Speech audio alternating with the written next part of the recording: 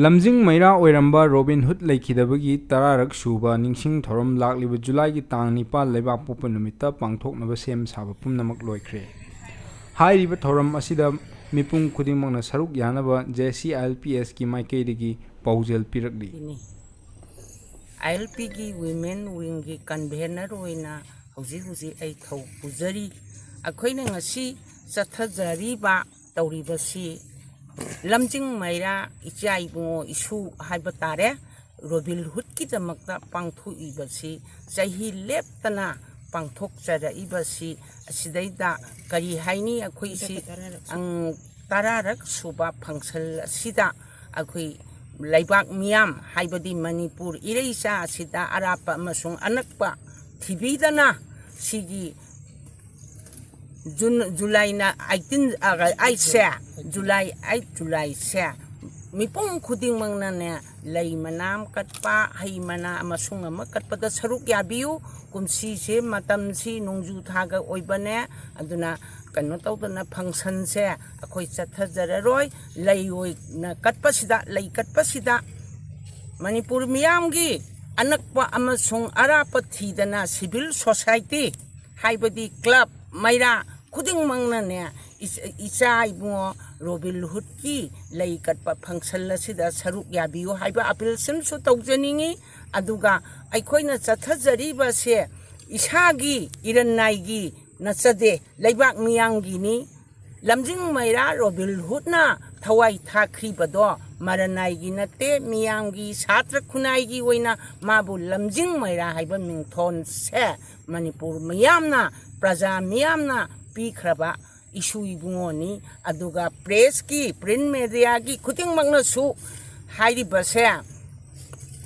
July 9 se matam chana lakpire haire raga arapa amasung anakpada pau khuding mak se yauhan bina bagi tamakta su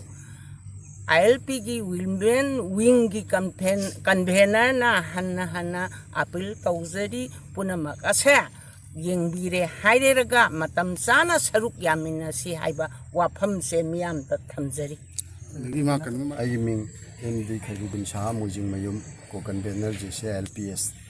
hojik oiriba Manipur government na phongiba rule sida ILP JCILPS na masi yade government na 1961 oibani aikoina 1951 haibani 51 si hobudagi hona ngasi phawba demand tawri makoina gazette thopa matam da so aikoi masi yaningdi haidana aikoina memorandum kaya mu pisin gre aduga matam di lakpaduda aduga loinana aikoina ngasi Robinhood ki 10 Suba death anniversary tawri bisi karigino hairagati lai katpa khaktuna value nate tashengbadi masi tungda lakadoriba mirol singi damakta aikoina khallaga JCILPS na khallaga masi magi ngasigi mongpham sida masigumna JCILPS ki taliba demand singche hojik maya yaudaba kaigumna gomena thammi bese aikoina di sufficient oide pendabanina masi issue sida aikoigi lairiba laibak sigi CSO sing padagi public punamangna amaktang masi mapung phana demand na se mapung phana bagi aikoi matam gi sinjarakani loina na hojik adhar semba sida aikoigi indigenous nataba foreigner natraga immigrant migrant singche khantok na namba hotna basida mari leinaba department gi miyoi singna staff singna yamna checksin na masi tawina ba ngasi print media gi thongda ai JCILPS ki maigai degi appeal tawjari loina na aikoigi JCILPS na su masigi matang da soiram ba yauraga de aikoi su kanna check tawjagani tawjaki gani tawjari huju su aikoi DC Thobal DC Imphal East West tampake singche aikoi chaurakpa ma convener ne le tawraga aikoi unaru re hanai koi makoi da masigi knowledge thamjakhre aduna makha ta basi chu aikoi leptana thamgigani masida soirakpa singdudi staff singdugi daita pugadabani lana tawramba singdudi aikoi makoi lana tawramba singdugi mathakta aikoina madu action lobina na ba department leinaba department singda so aikoi haijagani aduga aikoi isasu chatlaga madugi achummarando aikoi ju tungda government gi pullaga aikoi permission lauraga aikoi madugumba immigrant migrant singdo thibagi aikoi na daita ma soi koi laujagani aikoi ju thijagani haibasine thamjari aduna mayam punnamakna masida nasigi Robinhood ki 10 Suba death anniversary asiga loinana Aadhaar same immigrant migrant खंदोप